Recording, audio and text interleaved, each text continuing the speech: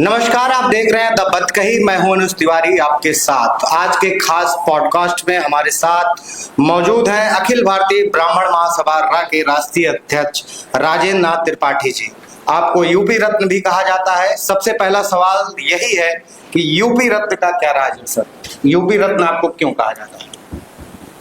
यह एक सम्मान मुझे प्राप्त हुआ था लखनऊ में जी। मेरे अच्छे कार्यों को देखते हुए। एक संस्था है जिसने मुझे यूपी रत्न से सम्मानित किया था। जी। आज यूपी रत्न हर उस ब्राह्मण शख्स के जुबान पे है। हर नाम के आगे आपके हमेशा यूपी रत्न जोड़ा जाता है। तो आपको क्या लगता है कितना बड़ा ये सम्मान था और क्या कुछ आप इससे बताना चाहें? मैं कभी कल्पना नहीं किया था जी कि यह सम्मान मुझे प्राप्त होगा। जी।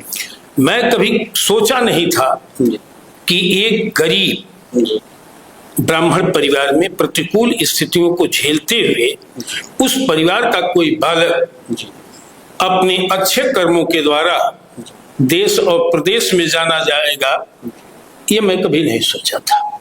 जी। आप गोरखपुर से आते हैं सर, और संगठन चलाने से पूर्व राजेंद्र नाथ त्रिपाठी क्या करते हैं? ये क्या करते थे, ये लोग जानना चाहते हैं। मैं एक बहुत गरीब परिवार जी में जन्मा बालक, ब्राह्मण कुल में। जी हर मुसीबतों को, हर अभाव को मैंने झेला है। जी मेरा परिवार भी काफी प्रताड़ित रहा। जी मेरा बचपन भी बहुत ही प्रताड़ित और उपेक्षित रहा। जी बड़ी मुसीबतों का, कठिनाइयों का सामना कर रहा था। धनाभाव के कारण मैं पूर्ण शिक्षा प्राप्त नहीं कर पाया। जी उसी में जीविकोपार्जन के लिए मैं आपको बताऊं कि मेरे पिता, वो काल मुझे याद है, मैं वयस्क था जी कि मैं परिवार के भरण पोषण के लिए मैं गांव-गांव घूम करके जी ये विषाता का सामान जी बेच करके चाय की दुकान, मैं गोरखपुर का रहने वाला हूँ, वही सांखो चौराहे पे जी चाय पान की दुकान करके अपनी पढ़ाई किया, जीविकोपार्जन किया। बड़हलगंज में सिनेमा, माया सिनेमा टाकीज पर पान की दुकान करके मैं शिक्षा ग्रहण किया। मेरे पिता के पास इतनी क्षमता नहीं थी कि वो मुझे पूर्ण शिक्षा दिला सके। पढ़ने में थोड़ा सा मस्तिष्क हमारा ठीक था, परिवार में अच्छा मेरा दिमाग था पढ़ने में, लेकिन धनाभाव के कारण मैं पूर्ण शिक्षा ग्रहण नहीं कर पाया। इसी दौरान पट्टीदारी के झगड़े में 2-2, 3-3 फर्जी हरजने का मुकदमा मेरे पर कायम हुआ। ईर्ष्या और प्रतिशोध में पट्टीदारी के मैं तमाम लोगों के पीछे दौड़ा कि मेरी कोई मदद कर दे। किसी ने मेरी मदद नहीं किया। एक दिन मैं एक क्रांतिकारी का इतिहास पढ़ रहा था। उसमें दिया था कि सदैव क्रांति की चिंगारी झोपड़ी से निकलती है, महलों से नहीं। मेरे भी मन में आया कि जितने लोगों के पास मैं न्याय के लिए, संरक्षण के लिए दौड़ा और किसी ने मुझे संरक्षण नहीं दिया, क्या मैं ऐसा नहीं बन सकता? ये मेरे मन में था। फिर ये उस रात का पहला और अंतिम रहा। मेरे मन में आया कि नहीं, ये कोई माँ के पेट से लेकर के नहीं आता है, तकदीर की बात है। कर्तव्य अपना करना चाहिए। पीड़ित था दलित और गरीबी से। फिर मैं निकला। एक उस समय ब्राह्मणों का संगठन था, मैं उसमें सम्मिलित हुआ ब्लॉक अध्यक्ष के रूप में, और पूरी निष्ठा के साथ मैं संगठन के विस्तार और मजबूती की दिशा में कार्य किया। बड़ी प्रतिकूल स्थिति थी, तमाम बाहुबली ब्राह्मण भी थे।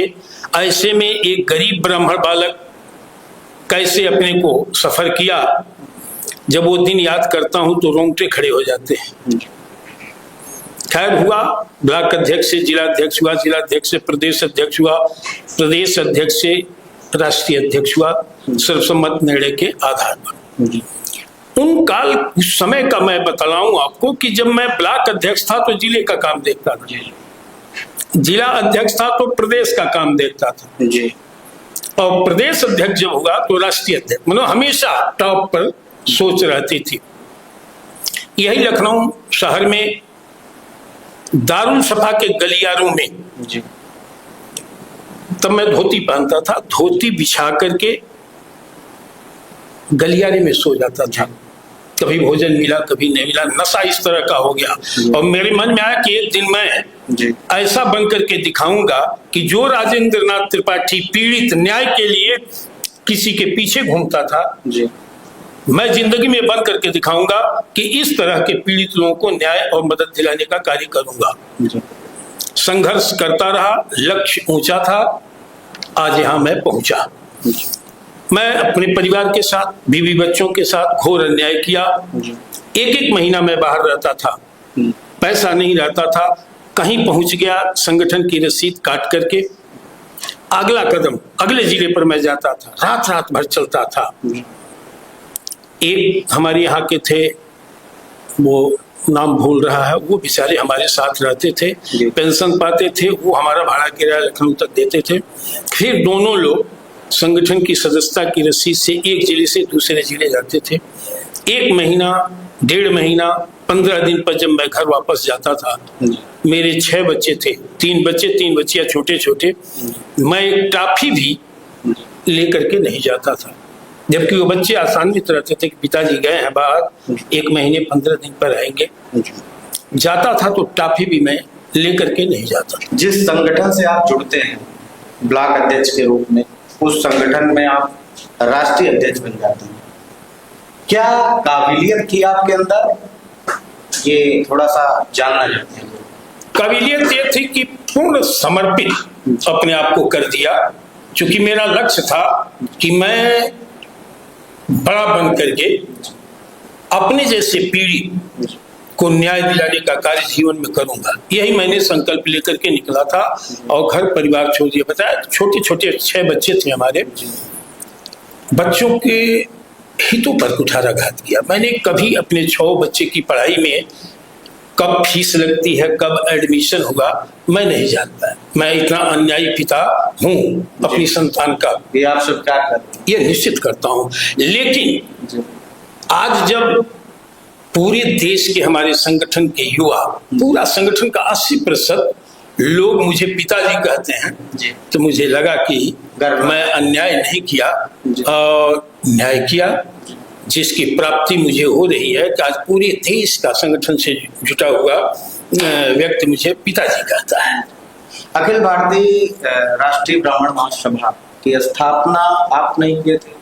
पहले मैंने 2000 में अखिल भारतीय ब्राह्मण महासभा ज्वाइन किया ब्लॉक अध्यक्ष के रूप में। 2006 में अखिल भारतीय ब्राह्मण महासभा रा का निर्माण मेरे द्वारा किया गया, जो आज 19 स्टेट में और उत्तर प्रदेश के सभी जिलों में कार्य कर रहा है। विशेष रूप से यूपी के सभी जिलों में हम पूरी मजबूती के साथ संगठन को लेकर के चल रहे हैं, और वही मेरा यह लक्ष्य है कि अन्याय में बर्दाश्त नहीं कर सकता। पीड़ित को न्याय दिलाना मेरी प्राथमिकता है।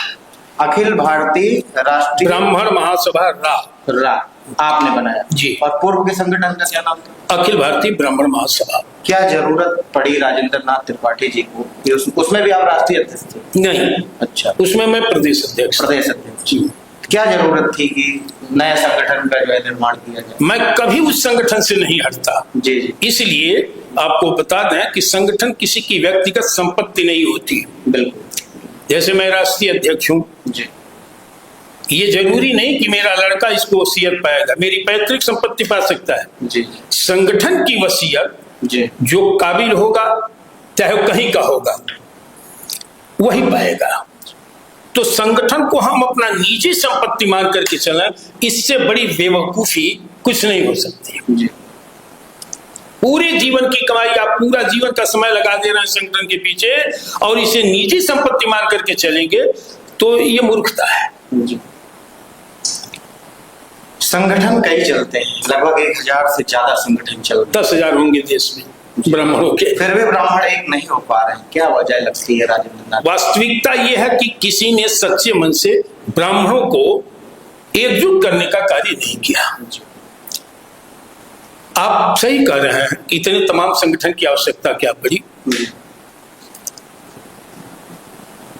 एक लंबे समय तक अनवरत संघर्ष करते करते आज स्थिति पर मैं हूं कि किसी भी अन्यायी को माकूल जवाब मेरा संगठन दे सकता है। हमेशा हम अन्याय के खिलाफ, चाहे वो सरकार का द्वारा किया गया हो अन्याय हो, चाहे किसी नेता के द्वारा, किसी गुंडे के द्वारा, किसी माफिया के द्वारा कहीं अन्याय का शिकार कोई परिवार होगा तो हमारे संगठन के जांबाज कार्यकर्ता पीड़ित के साथ खड़ा होकर के न्याय दिलाने का काम करते हैं। ये संगठन जो अखिल भारतीय ब्राह्मण महासभा रा, ये 2006 में आपने निर्माण जी लगभग मुझे लग रहा है 25 वर्षों की यात्रा होगी। हाँ, 25 वर्षों की यात्रा में क्या कुछ चुनौतियां रही, कितनी समस्याएं आई और कितना आपका संगठन ब्राह्मणों को एक करने में सफल रहा? लड़ाई मैं आपको बता दूं, संगठन को चलाने के लिए समर्पण, सच्चा साथी, अर्थ, संरक्षण, मेहनत, अच्छे कार्यकर्ता, ये सब चाहिए और सबकी खोज करनी थी। मेरा कभी इस तरह का जीवन रहा नहीं, तो मैं पीड़ितों की आवाज बनकर के टहलने लगा। कहीं अकेले पहुंचा, कहीं 10 लोगों के लिए, जो जैसी जहां क्षमता रही ले करके पीड़ित के आंसू पोंछने का कार्य किया, उनके साथ खड़ा होने का कार्य किया। आज तो एक आवाज पर हजारों कार्यकर्ता अपनी जान की बाजी लगा करके मेरे निर्देश का, अनुरोध का पालन करने के लिए तैयार है कहीं भी।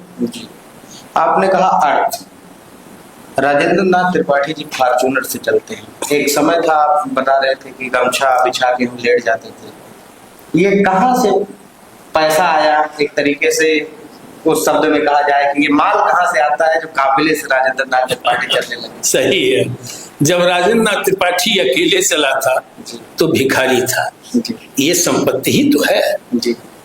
आज हजारों लाखों राजेंद्र नाथ त्रिपाठी हो गए, तो तब एक धोती बिछाने की क्षमता थी। आज लाखों राजेंद्र नाथ त्रिपाठी ने राजेंद्र नाथ त्रिपाठी पैदा कर दिया, तो आज तो एसी रूम से मैं सोऊंगा ही, आज गाड़ी से फॉर्च्यूनर से चलूंगा ही। ये फॉर्च्यूनर भी संगठन की ही देन है, और कहीं एसी में भी सोता हूं तो मेरे कार्यकर्ताओं संगठन की ही देन है। मेरा आज भी औकात नहीं है कि मैं कहीं कटरैन डलवा लिया हूं या बनवा लिया हूं। आपका एक उद्बोधन में सुन रहा था, आप कह रहे थे कि सनातन और राष्ट्र की सुरक्षा से पहले ब्राह्मण की सुरक्षा जरूरी है। आपको ये कैसे लगता है कि राष्ट्र की सुरक्षा पहले नहीं जरूरी है, पहले ब्राह्मण की सुरक्षा जरूरी है, और ब्राह्मणों किससे खतरा है? सनातन की आत्मा है ब्राह्मण, हिंदुत्व की आत्मा है ब्राह्मण। ब्राह्मण जात नहीं, विचारधारा है। जो लोग ब्राह्मण को जात की परिधि में बांधते हैं और किसी ब्राह्मण को जातिवादी कहते हैं, मेरा उनको स्पष्ट रूप से ये कहना है कि वो अध्ययन करें। ब्राह्मण से बड़ा समाजवादी इस धरती पर, इस दुनिया में कोई है ही नहीं। शुभ हो अशुभ हो, ब्राह्मण सबको जोड़ने का कार्य करता। इस धरती का सबसे कहा यह जाए, धोबी एक ऐसी जात है जो सबके मैले को साफ करती। उसको भी हमारे सनातन में जोड़ा गया, सम्मानित ढंग दिया, स्थान दिया गया। हमारे घर की, आपकी घर की औरतें हैं, शादी विवाह में उनको पूजती हैं, आशीर्वाद मांगती हैं, और उनके हाथ से, धोबी की पत्नी की, औरत की हाथ से हमारी लड़की के कुंवारी मांग में सिंदूर डालना शुभ मानती हैं।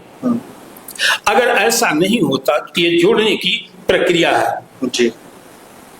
नाऊ पर अटूट विश्वास करता है, समाज को कराता है, उसका भी सम्मान होता है। डोम के बनाए हुए बर्तन में हमारी लड़की का सुहाग शुभ माना गया, वो जाता है, उससे भी हाथ जोड़ करके लोग पूछते हैं, आशीर्वाद मांगते हैं। नाई, कुम्हार, दर्जी, ये जो माली के बनाए हुए मुकुट को शुभ माना गया। कोई करोड़पति हो वो हीरे जवाहरात का मुकुट बना करके उसको शुभ बना ले, मैं जानूं जी। तो हर जाति को जोड़ करके एक सुंदर पुष्प के बागीचा के रूप में प्रस्तुत करने का कार्य ब्राह्मण ने सदैव किया है। अकेले घर अगर कहीं ब्राह्मण रहा तो उसने अपने अगल बगल अपनी जमीनों में सभी जातियों को बसाने का काम किया। इसके पीछे एक सोच थी कि सभी का काम आपसी सौहार्द से हो। आज की राजनीति जैसा नहीं, आज उस ब्राह्मण को गाली दिया जाता है। मैं जानना चाहता हूं कि गाली का कारण क्या है, कब ब्राह्मण ने किसका उत्पीड़न किया। समाजवादी व्यवस्था के तहत ब्राह्मण सबको सम्मान दिया है, सबको लेके चलने का कार्य किया। ब्राह्मण ने कभी कहीं किसी जाति का उत्पीड़न नहीं किया, किसी धर्म का विरोध नहीं किया। उसको आभास था वसुधैव कुटुंबकम सर्वे भवन्तु सुखिनः, विश्व का कल्याण हो, प्राणियों में सद्भावना हो, ये हमारे पूर्वजों ने वसीयत में दिया। इस मार्ग दिया, इस पर चलने के लिए दिया कि तुम विराट हृदय के व्यक्तित्व हो और आपकी समाज में आवश्यकता, आप ही समाज को एकजुट करके, राष्ट्र को एकजुट करके लेकर के चल सकते हो। और वही हमारे पूर्वजों ने किया। उसी सिद्धांत के तहत हम भी चलते हैं। ये नहीं है कि ब्राह्मण महासभा का हूं तो ब्राह्मण का ही नहीं, किसी भी जाति के व्यक्ति के साथ अगर अन्याय हुआ होगा तो राजेंद्र नाथ त्रिपाठी को जानकारी होने के बाद हमारे संगठन परिवार के कार्यकर्ता उस अन्याय के शिकार व्यक्ति का बिना जाति धर्म पूछे उसकी मदद करने का कार्य करते हैं। ये मेरा धर्म है। अखिल भारतीय ब्राह्मण महासभा का जातिवादी संगठन नहीं, कतई इसको जातिवादी नहीं मानता जी। जातीयता पर वहां हम अंगद की तरफ पैर जमाते हैं जहां ब्राह्मण उपेक्षित होता है ब्राह्मण के नाते, और अकेला जब ब्राह्मण खड़ा होता है ब्राह्मण के नाते उसकी प्रताड़ना होती है और कोई आंसू नहीं पोंछता है, वहां मैं खड़ा होता हूं पूरी कट्टरता के साथ, पूरे दिल दिमाग के साथ। जी। संगठनों पर बड़ा आरोप लगता है चुनावी मौसम में आप लोग सक्रिय होते हैं। कोई होता होगा, राजेंद्र नाथ त्रिपाठी चुनावी मौसम में बयार नहीं है। मैं अनवरत, आप पूरा पता कर लें, अनवरत संघर्ष में रहता हूं। ये थोड़ी ना कि चुनाव में ही कोई बयान आई कि हम आंदोलन कर दिए, धरना प्रदर्शन कर दिए, ऐसा नहीं है जी। हक की लड़ाई लड़ते हैं हमेशा, कहीं भी 12 मास, मैं 12 मासी हमारा संगठन है अखिल भारतीय ब्राह्मण महासभा रहा। समाज की सेवा राजेंद्र नाथ त्रिपाठी जी कर रहे हैं, उसकी अगुवाई कर रहे हैं कि अपने लिए राजनीतिक भूमि की तलाश कर रहे हैं? राजनीतिक भूमि की तलाश करनी होती तो 25 साल का सफर थोड़े ही करना पड़ता ना। एक विधानसभा की तैयारी करके, 2 विधानसभा की तैयारी करके, 5 विधानसभा की तैयारी करके आज सत्ता में मलाई काट रहे हैं, समझौता कर रहे हैं, 5 सीट 4 सीट पा रहे हैं। राजेंद्र नाथ त्रिपाठी 25 साल से सफर करते हुए और ईर्ष्या बस या विरोध बस कोई ये ना करे तो मैं दावे के साथ आपके सम्मानित चैनल के माध्यम से कहना चाहता हूं कि कोई माई का लाल बता दे कि मैं किसी से ठगी, बेईमानी, लूट, खसोट, फ्रॉडगिरी अगर किसी के साथ किया हो, इस पर मुझे गर्व है।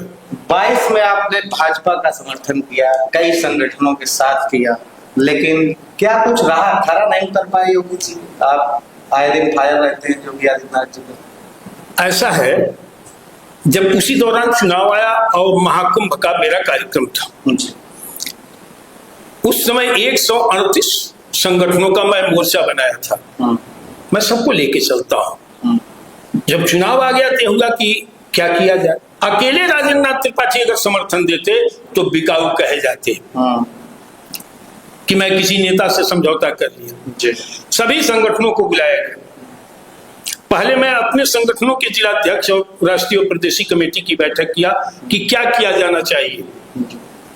वोट तो देना मेरा फंडामेंटल राइट है, किस पार्टी को दिया जाए और क्यों दिया जाए, सभी दलों से मिल लिया जाए और अपनी बातों को रखा जाए। उसमें देखा कि 90% लोग भाजपा को समर्थन कर रहे थे। हमने कहा ठीक है। फिर उसके बाद मोर्चा को बुलाया गया। मोर्चा भी 90% की भाजपा के साथ चला जाए, इसलिए कि सनातन को लेकर के चलती है, राष्ट्र को लेकर के चलती है। ये हुआ, ठीक है। तो सबकी सहमत के आधार पर, सर्वसम्मत निर्णय के आधार पर भारतीय जनता पार्टी को सपोर्ट करने का कार्य किया गया था।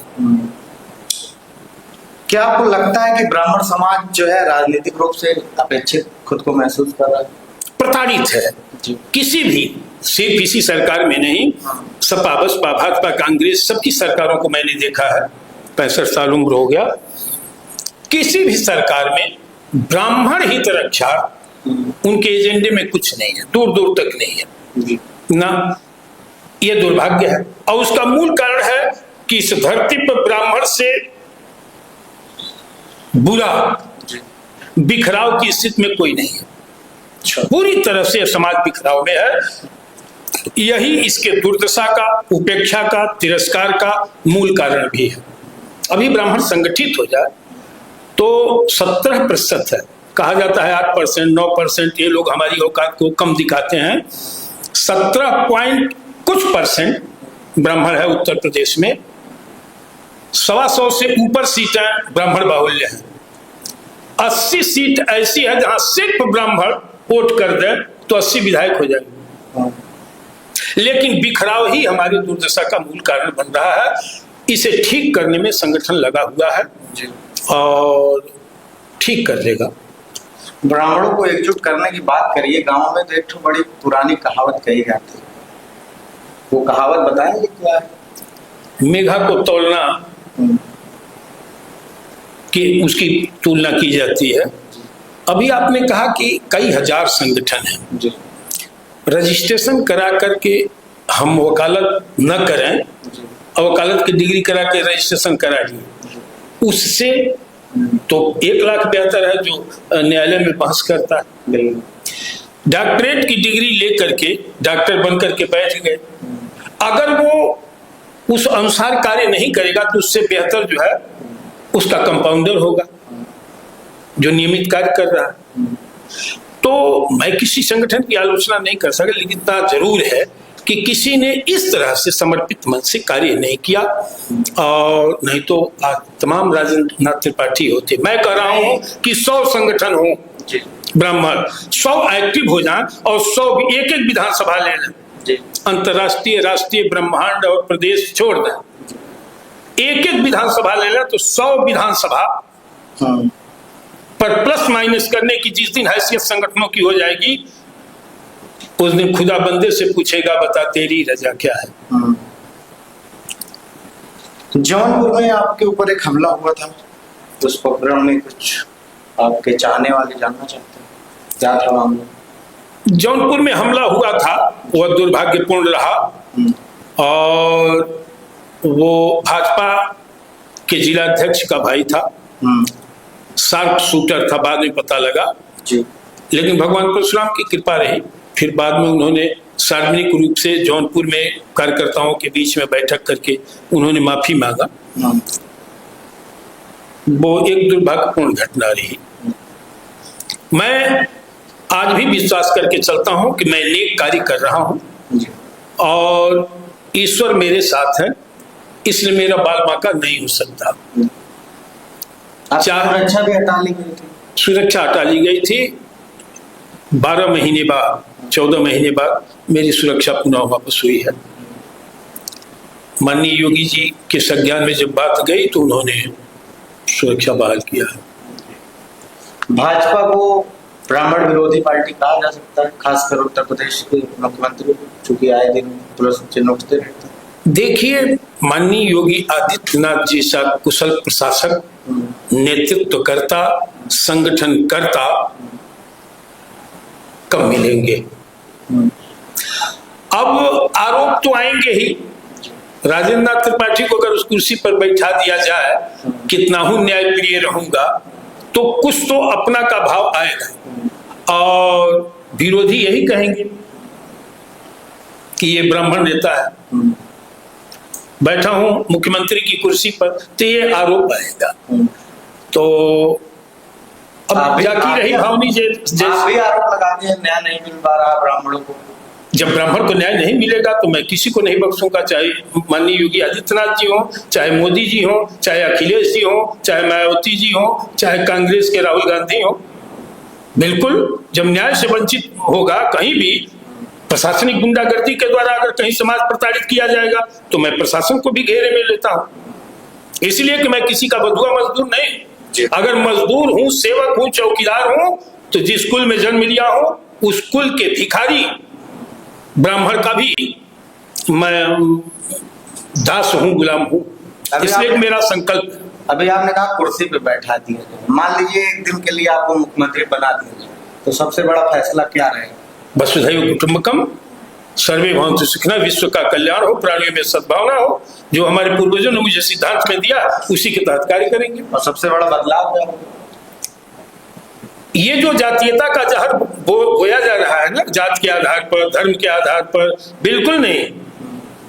राजा वही राजा है जो समदर्शी हो, बिना भेदभाव के वो राज्य का संचालन करे, वही सच्चा राजा है। आप गोरखपुर से आते हैं, गोरखपुर के खाते की बड़ी चर्चा होती है, क्या कुछ आपको लगता है, संगठन को लगता है? बुलडोजर भी अभी चला, बड़ा विरोध हुआ। मैं ये जानना चाहता हूँ, बुलडोजर तो तमाम चले हैं और चल रहे हैं जी। जहां वर्चस्व की लड़ाई है जी, उसको जाति और धर्म से क्यों जोड़ा जा रहा है? जी, नहीं जोड़ा जाना चाहिए ना। जी। अगर राजेंद्र नाथ त्रिपाठी की तरह ब्राह्मण समाज के लिए संघर्ष करने वाला कोई नेता अगर किसी के द्वारा प्रताड़ित किया जा रहा हो, आप बताइए, उसको उस परिधि में लिया जाए। जी। चाहे वो हाथा वो मेरे परिवार के हैं, चाहे वो ये मंदिर, ये तो पता नहीं कब से क्या है चल रहा है, लेकिन कहीं भी अगर ब्राह्मण बदले की भावना से प्रताड़ित किया गया है तो वो उसे मैं टारगेट करके और संघर्ष करके न्याय दिलाने का काम पीड़ित को किया हो, करता रहूंगा। तो आपको लगता है जो शंकर जी परिवार पे कार्रवाई हो रही है, ये वर्चस्व की लड़ाई है? ये वर्चस्व ही है, काफी दिन से चला आ रहा। आज के समय में ब्राह्मण समाज की सबसे बड़ी समस्या राजेंद्र नाथ त्रिपाठी जी को क्या लगती है? आज की तारीख में ब्राह्मण की वो दशा है, पूरी तरह से उपेक्षित, तिरस्कृत और मेले में गुम हुए अनाथ बच्चे की तरह है। जो ये उंगली पकड़ा है वो अपना बच्चा बना करके लेके चल दे रहा है। इससे ब्राह्मण समाज को बचने की जरूरत है। दो काम करे कि ब्राह्मण संगठित होकर के एक निर्णय पर वो चला, अभी सब ठीक हो जाएगा, सारी समस्या ठीक हो जाएगी। जब तक ये नहीं करेगा ये दंश झेलता रहेगा। बीजेपी नेताओं के साथ आपका बड़ा उठना बैठना रहता है, बड़े बड़े नेता हुए, दिनेश शर्मा हुए, ब्रजेश पाठक जी हुए, मनोज तिवारी हुए, और एक सांसद जी हैं जो आपके बड़े प्रिय हैं, आप लिखते भी रहते हैं, उसके बावजूद भी आप परशुराम यात्रा निकालते हैं, उस पर रोक लग जाती है। आपने इनवाइट भी किया था तमाम ब्राह्मण नेताओं को पार्टी के, उसमें मुझे लगता है पाठक जी आए थे लास्ट के कार्यक्रम में, बाकी और कोई नहीं आया। क्या लगता है, सरकार में आप उठना बैठना है, फिर भी आप ही प्रताड़ित हो जा रहे हैं? इस तरह की तमाम घटनाएं आप पाएंगे। सरकार को सपोर्ट किया था, हमारे पर आक्रमण हुआ जी। 14 महीना मेरी सुरक्षा हटा ली गई। कौन सा मेरा आपराधिक इतिहास था, मैंने कौन सा अपराध किया था? उस दिन परशुराम जी की शोभा यात्रा निकाली जानी थी, परमिशन था जी, और सुबह कहा गया कि परमिशन रद्द कर दिया गया। गजब की स्थिति है। ये सनातनी सरकार है, हमारी सरकार है, हमारे द्वारा बनाई गई सरकार है, और ये तानाशाही की परमिशन नहीं है। अब हमको अपनी सरकार में, अपने घर में भगवान की पूजा करने के लिए परमिशन की आवश्यकता पड़ती है। इससे बड़ा दुर्भाग्य क्या है? आपने कहा कि इन सारे नेताओं के पास आप बैठते हैं, बिल्कुल सही है, यही तो दुर्भाग्य है। तो मैं सड़क पर बैठ गया, आंदोलन किया, उसका विरोध किया, अगर इतना के बावजूद भी चुप रहता तो मैं इनका गुलाम माना जाता। जी। मेरे साथ अन्याय हुआ, समाज मर्माहत हुआ, संगठन के लोग प्रताड़ित हुए, सड़क पर मैं संगठन के साथ बैठा, समाज हित के लिए, संगठन हित के लिए। तो अभी स्थितियां आती रहती हैं। अगर मैं चुप हो जाता, इनका गुलाम बन करके होता, तो लगता कि ये भाजपा के एजेंट हैं। कहीं भी स्थिति आई है जहां इस तरह की, तो न्याय के पक्ष में, अन्याय के खिलाफ बैठने का कार्य किया, चाहे वो शासन प्रशासन हो, चाहे सरकार हो, चाहे कोई पार्टी हो या नेता हो। मैं विपक्ष में भी बैठने का कार्य किया और अन्याय का खुला विरोध किया। कभी भय में आकर के अन्यायी का साथ मैंने नहीं दिया है और न मैं अपने जीवन के अंतिम क्षणों तक दूंगा। रह गई बात कि मैं एक समाजसेवी हूँ। समाजसेवी भावुक होता है, उदार होता है, और राजनीतिक व्यक्ति अवसरवादी होता है, क्रूर होता है।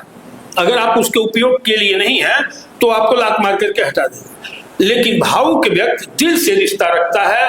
आप अनुपयोगी हैं तब भी मेरे भाई हैं।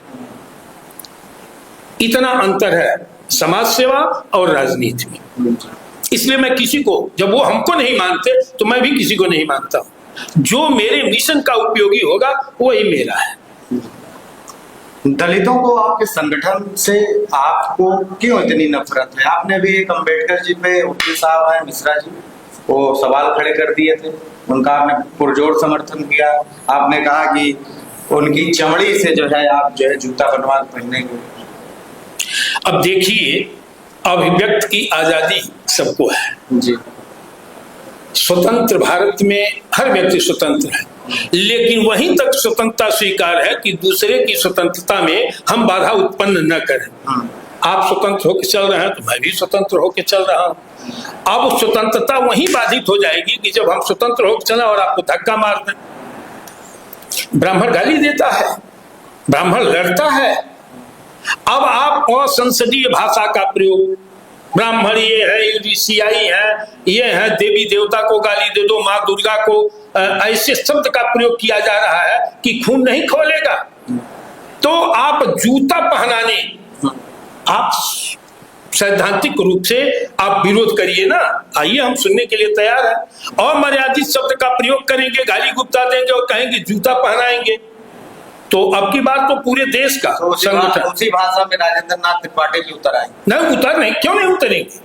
जब सरकार की ये हालात है कि सारी सुविधा ही इनको दे करके महिमा मंडित कर रही है, तो यार व्यापार, आजादी की जंग की लड़ाई, आजादी के जंग की लड़ाई ब्राह्मण ही पहले आकर के लड़ा था और देश को आजाद कराने का काम किया।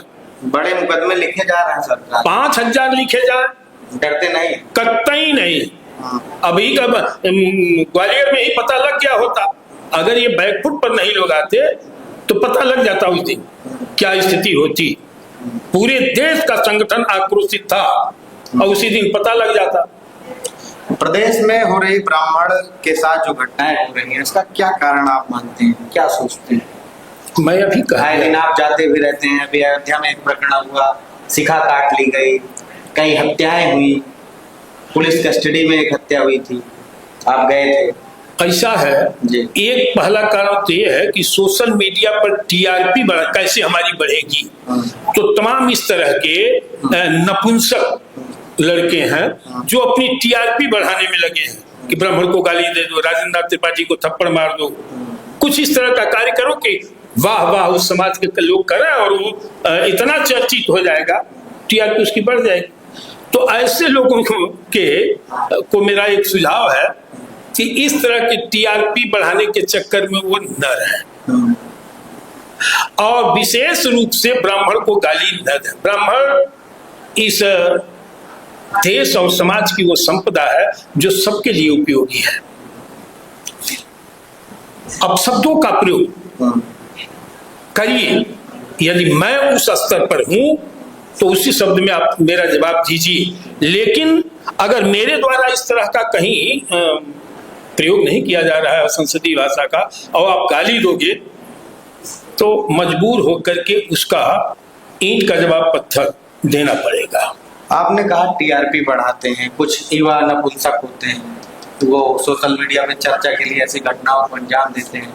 आप लोग भी बड़ा प्रमोशन करते हैं अपने समाज के कुछ ऐसे लोगों का, अभी आप रायबरेली गए थे और एक यादव जी हैं और एक पंडित जी हैं, उन्होंने एक नेताजी को थप्पड़ मारा था, नाम आप जानते ही होंगे, बताने की जरूरत नहीं है, उनका आपने सम्मान कर दिया। वो कौन राष्ट्रभक्त है जिन पर थप्पड़ चलाए थे? नेता है। कौन नेता? अगर वो नेता है तो उनको आजादी किसने दिया कि आप ब्राह्मण को गाली दे दीजिए और देवी देवताओं को गाली दीजिए? कानूनी कार्रवाई होनी चाहिए। किसके खिलाफ? उन्हीं के खिलाफ। तो कौन सी कानूनी कार्रवाई क्यों नहीं की सरकार? देश आजाद होना चाहिए तो क्यों नहीं आजादी कांग्रेसों अंग्रेजों ने दे दिया? बिना लड़े दिया? तमाम शहादत देनी पड़ी। क्या उनको देवी देवताओं को गाली देने की आजादी है? वो कानून की परिधि में नहीं है, वो संविधान की परिधि में नहीं है।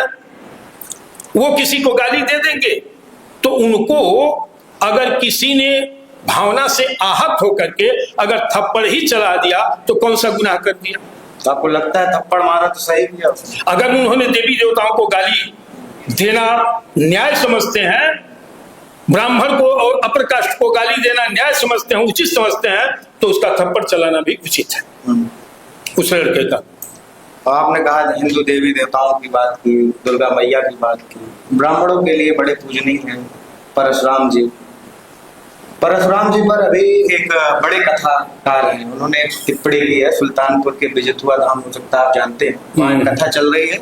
वहाँ बड़े प्रसिद्ध कथावाचक रामभद्राचार्य जी आए हैं। उन्होंने कहा कि परशुराम जी अन्याय किए, जो है अनेक राजाओं को उन्होंने मारा जो निर्दोष थे और रावण को छोड़ दिया। क्या कुछ कहेंगे आप?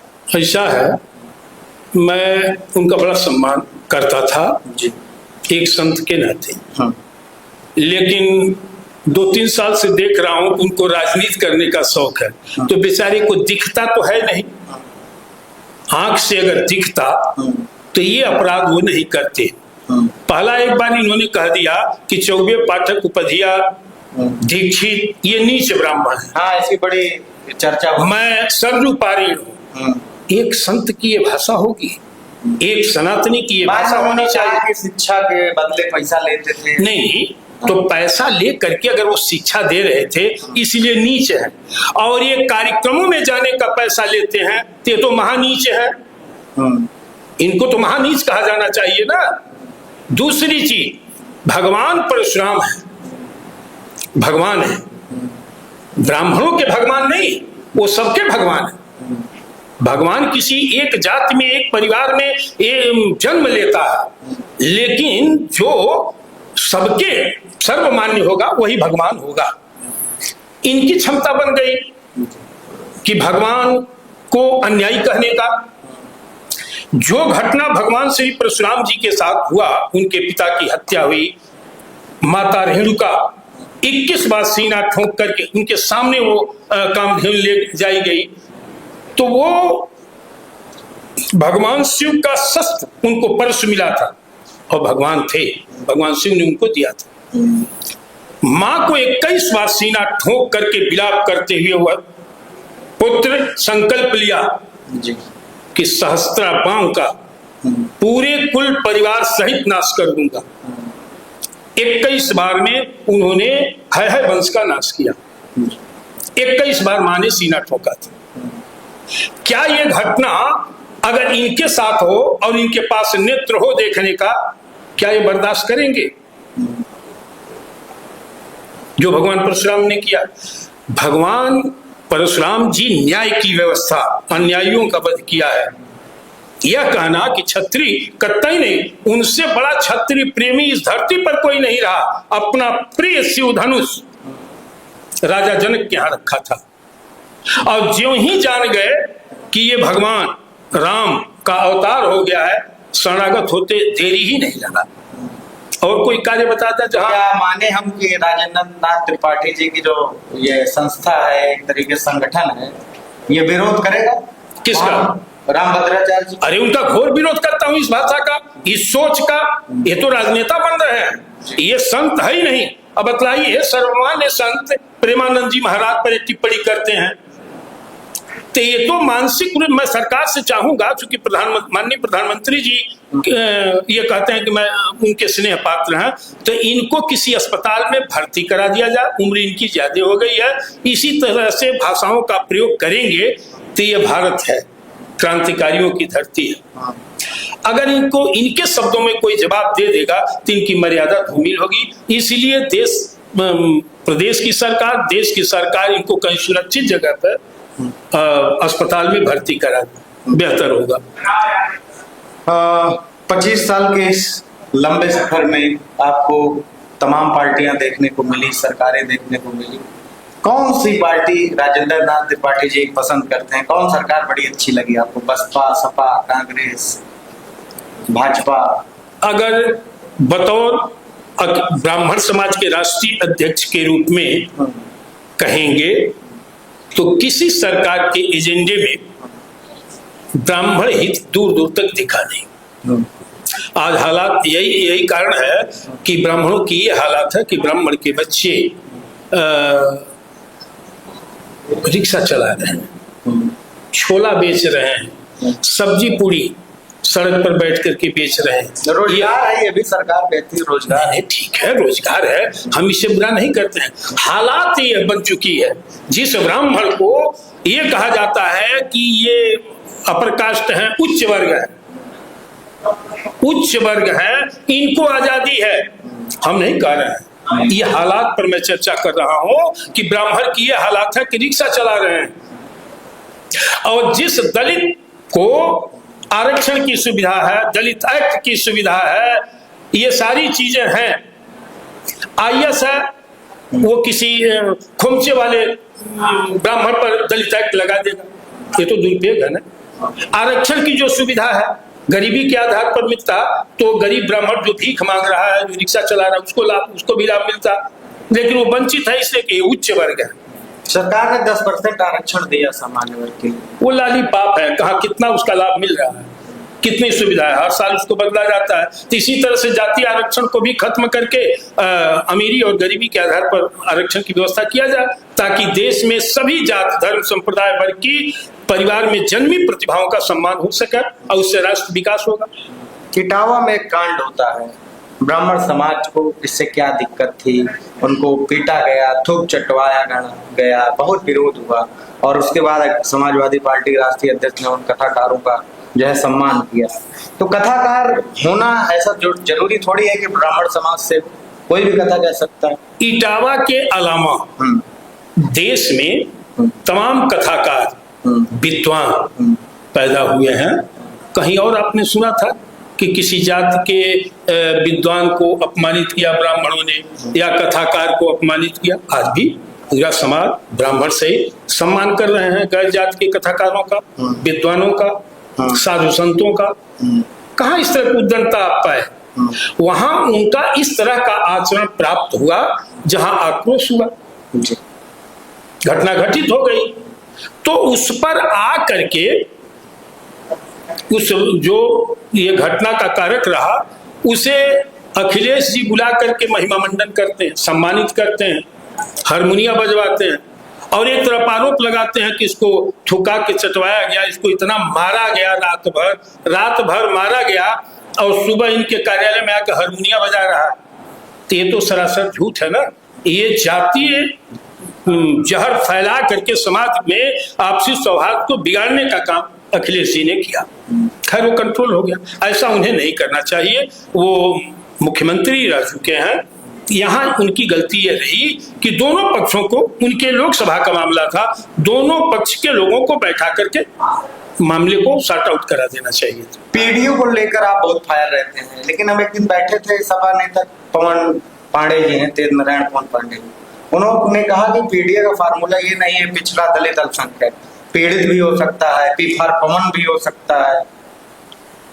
अब वो क्या, या तो उस पीडीए का फुल फॉर्म उन्हें सार्वजनिक करना चाहिए, आरएनटी राजेंद्र नाथ त्रिपाठी, अब आरएनटी के 50 शब्द भी हो सकते हैं, है तो वास्तविकता क्या है, आरएनटी माने क्या है, उसी तरह से पीडीए इन्होंने बनाया तो उसका हिंदी रूपांतरण करना है, ताकि देश और प्रदेश की जनता जाने कि पीडीए माने ये। 27 का चुनाव आ रहा है, बसपा भी बड़े मैदान में थोड़ा सा जोश भरने का काम कर रही है और बसपा ये कह रही है कि हम ब्राह्मणों को मिला के सरकार बनाएंगे, चूंकि सबसे ज्यादा ब्राह्मण विधायक हमारी पार्टी ने जो है हमारी सरकार में रहे। तो आपको क्या लगता है इस ब्राह्मण किस ओर जा रहा है 2027 के चुनाव?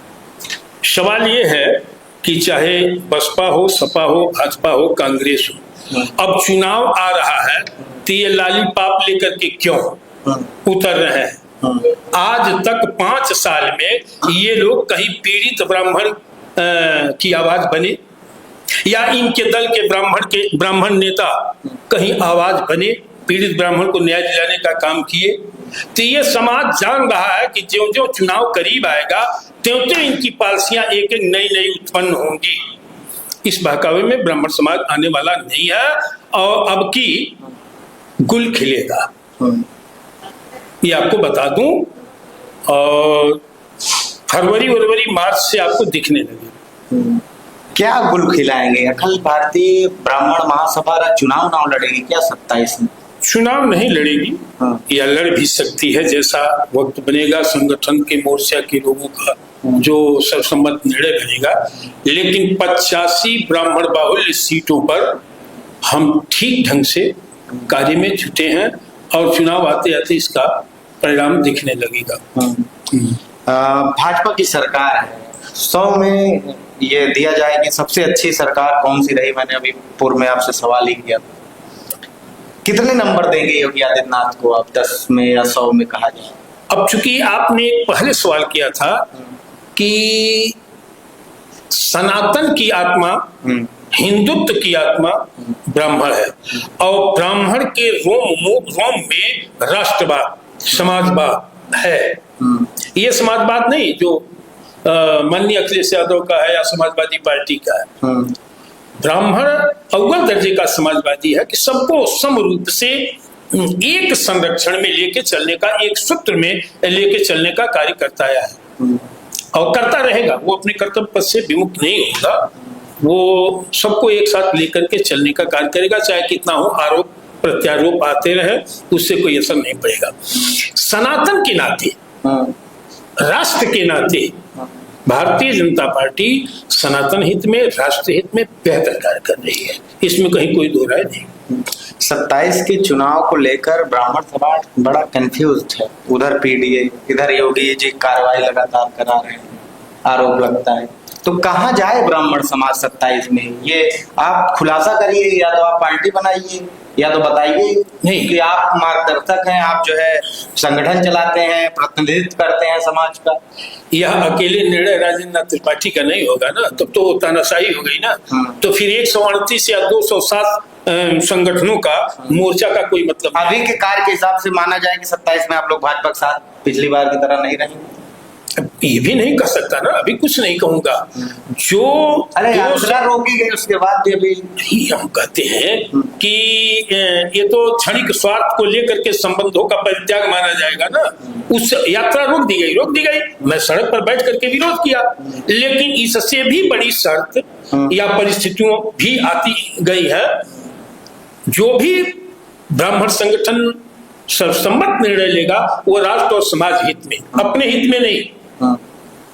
अपना हित भी, अहित का भी ध्यान दिया जाएगा समाज का, लेकिन राष्ट्र और समाज का हित सर्वोपरि है। अब तक की सबसे बड़ी 2-4 उपलब्धियां क्या आपके लिए रही, आपके संगठन के लिए रही, समाज के लिए रही? देखिए, कार्य तो हजारों अखिल भारतीय ब्राह्मण महासभा के बैनर तले मेरे नेतृत्व में किया गया। बेरोजगारों को रोजगार देना, पीड़ित के आंसू पूछना, उनके लिए न्याय की लड़ाई लड़ना। जैसे जातिगत आरक्षण देश के माथे का कलंक है, उसके खिलाफ 18 अक्टूबर 2012 को बलिया से, भृगु मंदिर से मैं रथ यात्रा शुरू किया था और ललितपुर झांसी तक गया था। बहुत बड़ा वो कार्यक्रम था। भीषण ठंड में एक अच्छा संदेश दिया और उस पर बहुत बड़ा समर्थन मुझे प्राप्त हुआ था। समाजवादी पार्टी के सरकार में आप मलिहाबाद है ना, आम बड़ा फेमस है। हाँ, वहां की एक लड़की थी जो सरिता द्विवेदी, आरक्षण शहीदी उसका हम लोगों ने दिया था। बहुत गरीब ब्राह्मण की लड़की, झोपड़ी में रहती थी, पढ़ती थी, प्रतिभावान थी, उसका शोषण हुआ और बहुत बड़ा अन्याय का शिकार वो परिवार हुआ था। मेरे नेतृत्व में झोपड़ी में रहने वाले इस गरीब ब्राह्मण परिवार को 2 आवास 18x12 का संगठन ने देकर के बनवाने का कार्य किया।